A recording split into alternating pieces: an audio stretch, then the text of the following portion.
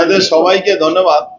খুব শর্ট নোটিশে আপনারা উপস্থিত হয়েছেন। একটা খুব গুরুত্বপূর্ণ ম্যাটার, কালকে কাউন্টিং আজকে রাত্রিবেলা, কাল রাত্রিবেলা আমার কাছে খবর আছে কি কিছু ভুয়া, যেটা আগেবার 2021-এ করা হয়েছিল, আইপ্যাকের লোকগুলোকে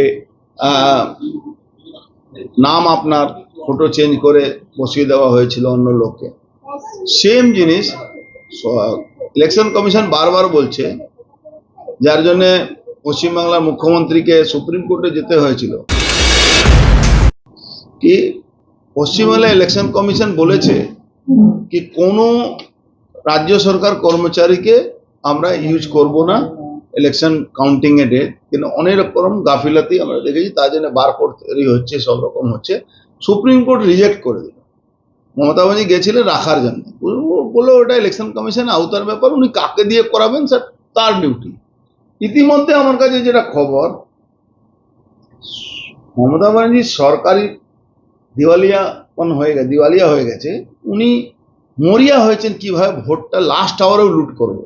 ভোটের দিন পারেননি, কিছু কিছু জায়গায় সামান্য কিছু ঘটনা ঘটেছে, কিন্তু ভোটের দিন উনি পারেননি। উনি আমাদের ব্যারাকপুরে, আমার যে খবর আছে আমার কাছে, যে লোকটা, যে একজন ভদ্রমহিলা, তিনি ওই মানপুর ডাটা এন্ট্রি করেন, কন্টেকচুয়াল জব, সুকর্ণা, ইনি তার ছবি, এটা ইনাকে ইলেকশন ডিউটি দেওয়া হয়েছে।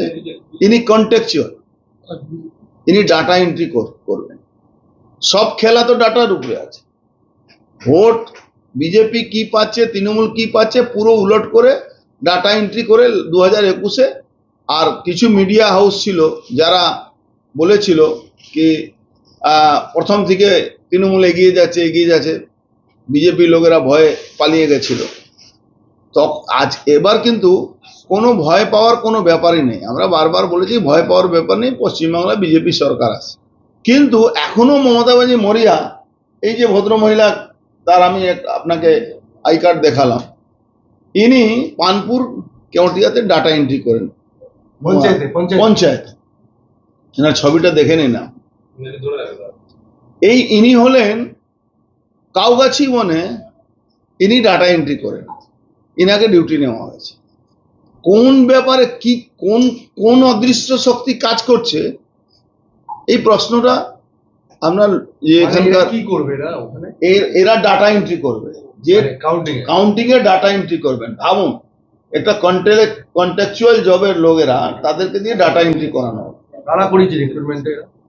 রিক্রুটমেন্ট এখানকার এসডিও, এখানকার যারা ডিএম, তাদের ইনস্ট্রাকশনে এটা হয়েছে।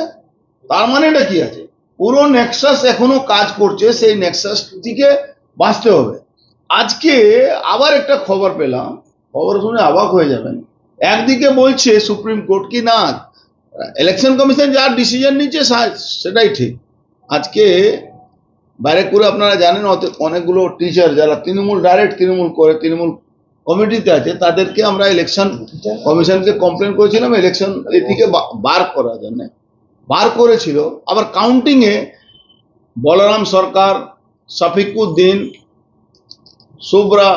শুভ্রাংশু সিনহা, এরা তৃণমূল পার্টির মানে পার্টির যে ইউনিয়ন আছে তার ইউনিয়নটা করে, তাদেরকে আবার এখানে ব্যারাকপুরে ডিউটি লাগানোর চেষ্টা হচ্ছে।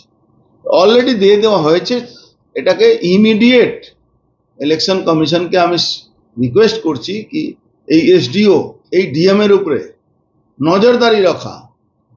এদের চাকরি, এদেরকে বলছি তোমাদের ভাই চাকরি চলে যাবে। মানুষ কোনো দলের হয় না, মানুষ সাধারণ মানুষ ঘটনাক্রমে কোনো দলে চলে যায়, কিন্তু তোমরা তো সরকারি কর্মচারী। কিন্তু কন্ট্রাকচুয়াল লেবার মানে ওয়ার্কাররা কি করে সরকারি? আমি জানি না। এটা তো অরিজিনাল টিচার আছেন, 3 জনের নাম নিলাম, আর বাদ বাকি 2 জনের নাম নিলাম, সুকর্ণা আর একটা ছেলের নামটা আমি জানি না, সুমন, এর নাম সুমন। ইনি কন্ট্রাকচুয়াল কর্মচারী, হয়তো 10,000 15,000 টাকা পান কাউগাছি। ইনাকে ডাটা এন্ট্রিতে ডিউটি লাগানো হয়েছে। টাইটেল কি দাদা? টাইটেল জানি না।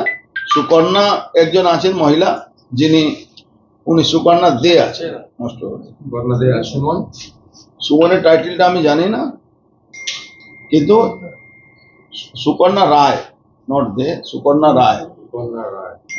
ইনি ডিইউ বানানো হয়েছে। আর এই ছেলেটাকেও, সুমনকেও ডিইউ বানানো হয়েছে ডাটা এন্ট্রি অপারেটর হিসাবে।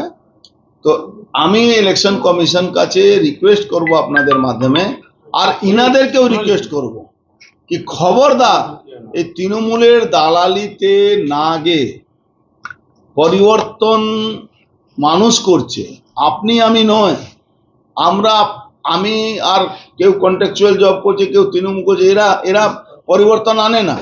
পরিবর্তন এনেছে সাধারণ মানুষ। পরিবর্তন এনে মানে সামনে শুধু কালকে বাকি আছে ঘোষণা, সেই জায়গা আপনাদের এই কাজটা করা উচিত না, আপনাদের চাকরি চলে যাবে। আপনি কি কমিশনের অভিযোগ জানিয়েছেন? অলরেডি কমিশনকে আমি অভিযোগ জানিয়ে দিয়েছি। আপনাদের কাছে আমি বলছি ইমিডিয়েট এটাকে স্টপ। এটা কি শাসক দলের মদতেই এই ধরনের কোনো- শাসক দলের লোক শাসক দলের মদতে এন্ট্রি পেয়েছে। যেরকম ওখানে এটা ছিল, একজন তৃণমূলের নেতা, সে ওখানে ফুড সাপ্লাই ঠিকা পেয়েছে। তৃণমূলে তো ডেড বডি সাপ্লাই থেকে ফুড সাপ্লাই সব ওদেরই চাই। মানে ওর মাধ্যমে খবর পাচার করবে। হ্যাঁ, ওখান থেকে খবর না, ওখান থেকে কিছু ক্রিমিনালকে ওই মেম্বার হিসেবে নিয়ে যাবে। লেবার হিসাবে নিয়ে যাবে, ভেন্ডার হিসাবে। আর সেখানে ওখানে গুন্ডামি করবে, মারামারি করবে, এ করবে। ওখানে গিয়ে তো বাইশটা সরিয়ে দিলেই তো তৃণমূল হয়ে গেল। তাহলে এদের কার্ড ইস্যু করছে। দেখুন, একটা নেক্সাস কাজ করে ডিএম বা এসডিও অফিসে, একটা নেক্সাস নিচে লেভেলে কাজ করে।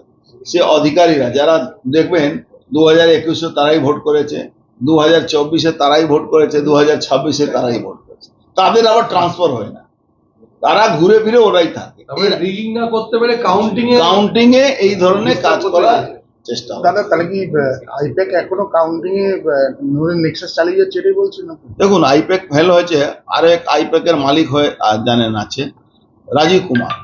তিনি দায়িত্ব নিয়ে এসছেন এই ব্যারাকপুরে, কিন্তু সারদা চিটফান্ডের সমস্ত নায়ক, সমস্ত তথ্য লোটপাট করার জন্য উনাকে রাজ্যসভা, উনি ভুল জায়গায় এসছেন।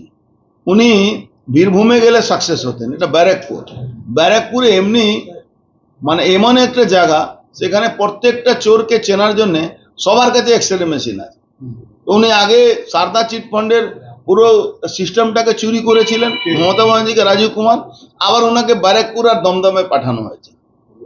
মানুষ দেখে চোর চোর ডাক দেবে, ঘাবড়াচ্ছেন কেন? উনি আসুন না। এটা কি আপনাদের জন্য পাঠানো হয়েছে, আপনার মতো নেতাদের জন্য চ্যালেঞ্জে? কার জন্য পাঠানো হয়েছে আমি জানি না, কিন্তু উনি এখন ডিজি নয়, এটা ভাববেন না। চ্যালেঞ্জ ওনাকে চ্যালেঞ্জ করলাম, থাকে। রাজীব কুমারকে আর মমতা ব্যানার্জি দুজনকে, যে উনি চ্যালেঞ্জ স্বীকার করুন আমার, উনি ডিজি নয়, কিন্তু ওনার কথায় পুলিশ চলবে আর পুলিশ লুট করে নেবে, আমরা হাতে চুরি করে বসেনি। আর উনি এই খেলটা না নেবেছেন, এটা ভুল করছেন। আপনি শুরুতে বললেন যে আইপ্যাকের ছেলেরা যুক্ত, সেটা আইপ্যাক এখানে কিভাবে আছে কাউন্টার? আইপ্যাকে তো ব্যাকডোরে চলছে না, আইপ্যাক তো এখন বন্ধ, ক্লোজ হয়েছে। এখন রাজীব কুমারকে আইপ্যাকে দায়িত্ব দেওয়া হয়েছে। রাজীব কুমার এইসব খেলা খেলতেন, উনি তো একটু আইটি ফাইটি ভালো বুঝেন, তো আইটি থেকে সিস্টেম হ্যাক করার জন্যই রাজীব কুমারের দায়িত্ব পেয়েছেন। কেন ব্যারাকপুর মানে নর্থ 24 পরগনাতে 26-এর নিচের কোনো সিট পাওয়ার বিজেপির কোনো মানে 26-এর কম পাবে না। তো রাজীব কুমার যেহেতু আইটি লোক, তাকে দায়িত্ব দেওয়া হয়েছে এরকম আইটি লোকগুলোকে, কি এইসব কন্ট্রাকচুয়াল লোককে ওখানে বসিয়ে আর পুরো সিস্টেমটাকে হ্যাক করে ওটাকে চেঞ্জ করা। আমি চ্যালেঞ্জ করছি রাজীব কুমারকে, আপনি যদি আসেন, আপনাকে মানুষ চোর চোর বলে রাদা ওই লাল ডায়েরি চুরি করে মমতা ব্যানার্জিকে বাঁচানো, এই সবটা কালকে প্রমাণ হয়ে যাবে। আর এই হ্যাকার, আমি ওনাকে বলছি হি ইজ এ হ্যাকার, কে? Rajiv Kumar is a hacker. ও হ্যাক করার এই জন্য এই কন্ট্রাকচুয়াল তৃণমূলের লোকগুলোকে ওখানে বসাচ্ছে। ও তো আইটি লোক, আইটি জানে ভালো করে। ওনাকে আমি চ্যালেঞ্জ করছি, উনি এই খেল থেকে দূরে চলে যান। এটা রাজনীতি ওনার কাজ না। ওনার রিটায়ারমেন্ট হয়েছে, এনজয় করুন, আমেরিকা চলে যান ছেলের সঙ্গে, এখানে এইসব লোমনামিতে ঢুকবেন না। তথ্য প্রযুক্তিকে কাজে লাগিয়ে কারচুপি করার চেষ্টা হচ্ছে। ইভিএম এর ব্যাপার বলছেন আপনি, আবার ভুল ভাবছেন। ডাটা এন্ট্রিতে হ্যাকিং হবে, আর রাজীব কুমারকে এই জন্য ময়দানে নামানো হয়েছে। হি ইজ এ গুড কিন্তু আইটি ব্যাপারটা জানে আমাদের আইটি এখানে তো সেই ইঞ্জিনিয়ার। জায়গায় অ্যাক্সেস পাবে না, তাহলে এখানে তো ওরা কারচুপি করে ধরতে পারবে না। কি বলছেন, এখান থেকে ব্রহ্মোস চালিয়ে দিয়ে পাকিস্তানে মেরে দেওয়া হচ্ছে, তারা পাকিস্তানকে মাথায় বয়ে নিয়ে গিয়ে পাকিস্তানে মারতে হয়, আর এখান থেকে বসে কম্পিউটারে মারা হয়। না না, আমি বলছি কি যে আপনাদের যারা এজেন্ট থাকবে ওখানে যদি কারচুপি করে তারা তো রিচ করতে পারবে না, সেইটা তো আটকাতে হবে। আরে রিচ করতে পারবে না, তার জন্য তো ময়দানে আমরা নেমেছি।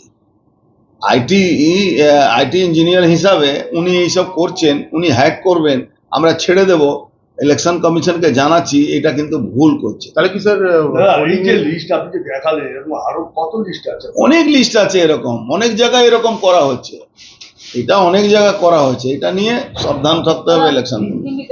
দাদা পোলিং এর পর কি তাহলে বলতে চাইছেন যে মুখ্যমন্ত্রী মানে মমতা বন্দ্যোপাধ্যায়ের সঙ্গে আইপ্যাকের আবার একটা মিটিং হয়েছে? এই এই যে প্ল্যানটা আইপ্যাকে কোনোদিন আইপ্যাক যায়নি, আইপ্যাক অনঅফিসিয়ালি কাজ করছে।